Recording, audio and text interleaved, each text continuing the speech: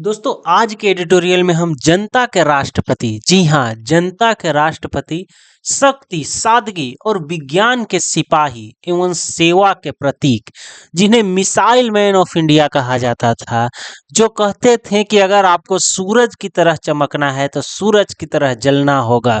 जी हाँ, आज हम बात करने वाले हैं डॉक्टर एपीजे अब्दुल कलाम की, जिन्हें मिसाइल मैन ऑफ इंडिया, जनता के राष्ट्रपति, शक्ति, सादगी और विज्ञान के सिपाही एवं सेवा का प्रतीक माना जाता था, जिन्हें भारत के परमाणु कार्यक्रम का जनक माना जाता था, जिन्हें मिसाइल मैन कहा जाता था।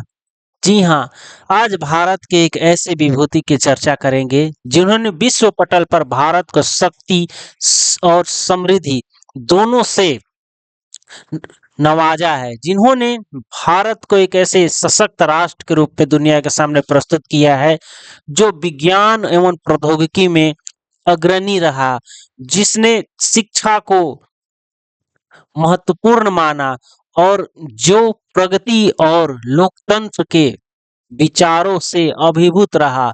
उस भारत की पहचान बनाने में डॉक्टर कलाम साहब का एक महत्वपूर्ण योगदान है।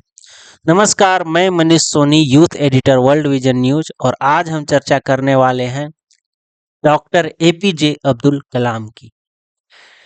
उनकी पंक्तियां कि अगर आप सूरज की तरह चमकना चाहते हैं तो सूरज की तरह जलना होगा, इन्हीं पंक्तियों को चरितार्थ करते हुए कलाम साहब का जीवन शुरू होता है। तमिलनाडु के रामेश्वरम में जन्मे एक ऐसे बच्चे की कहानी।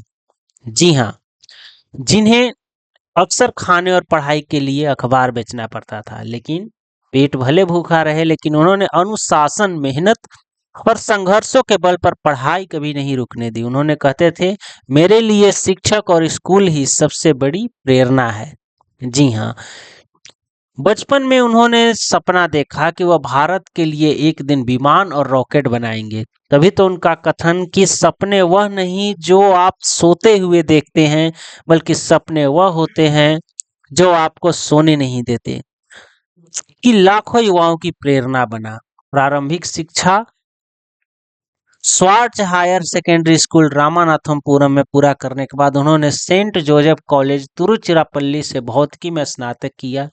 आगे चलकर उन्होंने Madras institute of technology MIT से एरोनॉटिकल इंजीनियरिंग ऑफ स्पेस की पढ़ाई पूरी की। 1960 के दशक में इसरो के पहले सैटेलाइट लॉन्च व्हीकल SLV-3 के प्रोजेक्ट डायरेक्टर बने।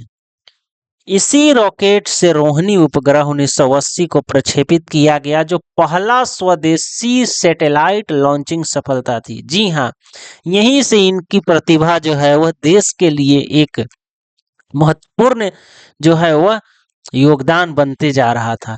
इसी सफलता ने भविष्य में अंतरिक्ष कार्यक्रम PSLV GSLV की नींव रखी। उन्हीं की अगुवाई में advance launch vehicle programme ALP और polar satellite launch vehicle programme PSLV जैसी योजनाओं की दिशा तय की। डॉक्टर कलाम साहब DRDO गए, जहां उन्होंने मिसाइल तकनीक कर काम किया।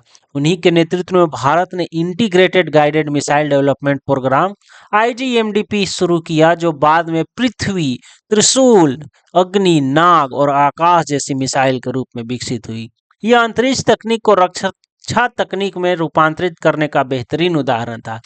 डॉक्टर कलाम साहब का मानना था कि मजबूत भारत ही शांतिपूर्ण भारत हो सकता है। जी हाँ, अगर भारत मजबूत होगा तभी भारत में शांति हो पाएगी। अगर भारत कमजोर होगा तो विभिन्न देश जो है उसकी विदेश नीति को प्रभावित करेंगे, उसकी अखंडता और एकता को प्रभावित करेंगे, उसकी सुरक्षा को प्रभावित करेंगे। शांति सिर्फ प्रार्थना से नहीं आती, शांति आती है जब आपका देश इतना सक्षम हो कि कोई आपको धमका न सके। अर्थात शांति तभी आ सकती है जब आप सक्षम हो, समृद्ध हो और शक्तिशाली हो। इन्हीं विचारों के साथ वे भारत के परमाणु कार्यक्रम के अगुवा बनते हैं, और पोखरण 2 मिशन में जब वाजपेयी सरकार के अंतर्गत 5 परमाणु बम का परीक्षण किया गया, तब कलाम साहब मुख्य वैज्ञानिक सलाहकार और DRDO के प्रमुख के रूप में नेतृत्व किया।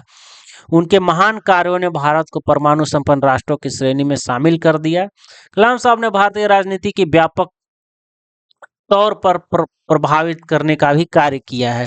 उन्होंने अपने विचारों, आदर्शों और कर्मों द्वारा राजनीति को ईमानदारी, कर्तव्य, मानवता, सरलता और राष्ट्र सेवा की भावना से भर दिया। भारत के 11वें राष्ट्रपति के रूप में उन्होंने जनता का राष्ट्रपति की पहचान बनाई। जी हाँ, वह ऐसे राष्ट्रपति थे जो वैज्ञानिक भी थे।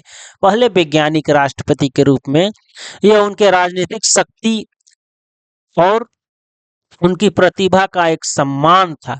उनके लिए राजनीतिक शक्ति या पद नहीं बल्कि सेवा जो है प्रमुख रहा। उन्होंने राजनीति को शक्ति की जगह, पद प्रतिष्ठा की जगह सेवा का माध्यम बनाया। उन्होंने राष्ट्रपति भवन को जनता का भवन बना दिया।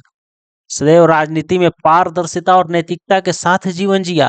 तभी तो किसी दल और गुट की राजनीति से दूर रहकर संविधान की निष्पक्षता और गरिमा बनाए रखा। उन्होंने इंडियन विजन 2020 की रूपरेखा प्रस्तुत की, जो वैज्ञानिक, सामाजिक, आर्थिक विकास का रूपरेखा था। उन्होंने देश के युवाओं के लिए कहा कि देश को बदलने के लिए युवाओं को राजनीति में आना होगा। उन्होंने युवाओं को राजनीति में आने के लिए प्रोत्साहित किया। भ्रष्टाचार के लिए उनका विचार था कि राजनीति अगर सेवा बन जाए तो भ्रष्टाचार खत्म हो जाएगा। अगर देश को भ्रष्टाचार मुक्त और सुंदर बनाना है तो 3 लोगों को परिवर्तन लाना होगा, पिता, माँ और शिक्षक। वह मानते थे कि जनता का भरोसा ही लोकतंत्र की असली शक्ति है। उन्होंने कहा कि राजनीति में विज्ञान, शिक्षा और तकनीक को जगह देनी होगी। उन्होंने नेताओं से आग्रह किया कि नीति निर्माण विचारधाराओं के आधार पर नहीं कीजिए, बल्कि विज्ञान और डेटा के आधार पर होना चाहिए। जी हाँ, क्योंकि विज्ञान और डेटा कभी झूठ नहीं बोलता और वह तस्वीर प्रस्तुत करता है जो आवश्यक है। तो नीति और निर्माण में विज्ञान और डेटा का उपयोग होना चाहिए। वह कहते थे कि राजनीति का उद्देश्य सत्ता नहीं बल्कि सेवा होना चाहिए। जब राजनीति में चरित्र और करुणा होगी तभी भारत महान बनेगा। उनकी पूरी जिंदगी सादगी और सेवा का शानदार उदाहरण रहा। ना ही किसी से कोई निजी संपत्ति और ना ही कोई विलासिता का शौक, बस ईमानदारी और आत्म अनुशासन उनके जीवन का एक महत्वपूर्ण संदेश था। उनका कहना था कि चरित्र ही आपकी सबसे बड़ी संपत्ति है। वो विज्ञान को आस्था और अध्यात्म से जुड़ा हुआ मानते थे। उन्होंने गीता, कुरान और बाइबल तीनों पुस्तकों को पढ़ा, आध्यात्मिक चिंतन किया। वह विज्ञान और धर्म को एक दूसरे के विरोधी नहीं बल्कि एक दूसरे को पूरक मानते थे, जहां दोनों का लक्ष्य एक था। अर्थात धर्म ने भी लोगों के जीवन को सुखमय करने का प्रयास किया, तो विज्ञान भी लोगों के जीवन को सुखमय करने का प्रयास करते हैं। अर्थात उनके अनुसार विज्ञान बाहरी जगत को समझने का एक माध्यम है, जबकि अध्यात्म आंतरिक जगत में झांकने की प्रेरणा है।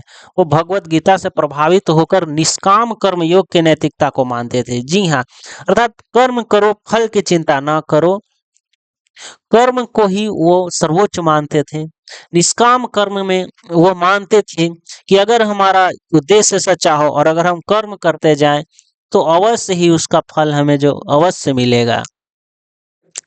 जहां परिणाम निरपेक्षतावाद के साथ कर्म करने पर उन्होंने जोर दिया, अर्थात परिणाम की चिंता नहीं करनी है। अगर आप सही हैं, अगर आप सत्य हैं, अगर आप सही उद्देश्य के लिए कार्य कर रहे हैं तो आपको वह कार्य करते रहना चाहिए।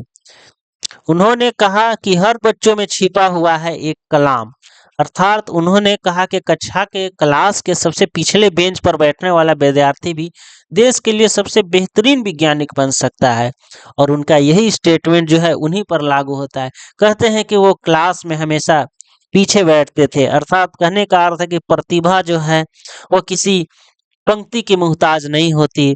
हर व्यक्ति में प्रतिभा है, बस उसे पहचान के लिए उसे मेहनत की जरूरत है, लगन की जरूरत है, वह निखर कर सामने आ ही जाती है। उन्हीं के सम्मान के लिए संयुक्त राष्ट्र संघ द्वारा 2010 में प्रत्येक वर्ष 15 अक्टूबर को विश्व विद्यार्थी दिवस के रूप में मनाया जाता है। उनका कथन कि छात्र देश का भविष्य है और शिक्षा उनका सबसे बड़ा हथियार इस दिवस को बेहद खास बनाता है।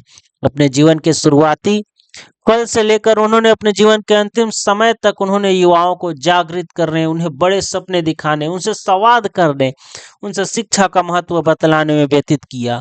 वह ऐसे राष्ट्रपति थे जिन्होंने संघर्ष, समर्पण और सफलता का ज्ञान देकर सादगी और कर्मयोगी युक्त होकर शक्ति से शांति का संदेश दिया और हर छात्र के दिलों में धड़कते रहे। जी हाँ, ये थे हमारे कलाम साहब, जो आज भी हम युवाओं के मन में रचे बसे हैं और देश का प्रत्येक युवा उनके जैसा बनने के लिए प्रयासरत है। तो जैसा कि मेरा नाम मनीष सोनी, पलामू निवासी, और मैंने ही ये एडिटोरियल लिखा है। तो आप लोग ज़रूर बताएं कि कलाम साहब जो हैं उनसे हम कैसे सीख सकते हैं, कैसे हम उनके विचारों को आत्मसात कर सकते हैं। तो उनके लिए मैंने विशेष तौर पर ये एडिटोरियल लिखा था, ताकि देश के प्रत्येक युवा को जागृत किया जा सके।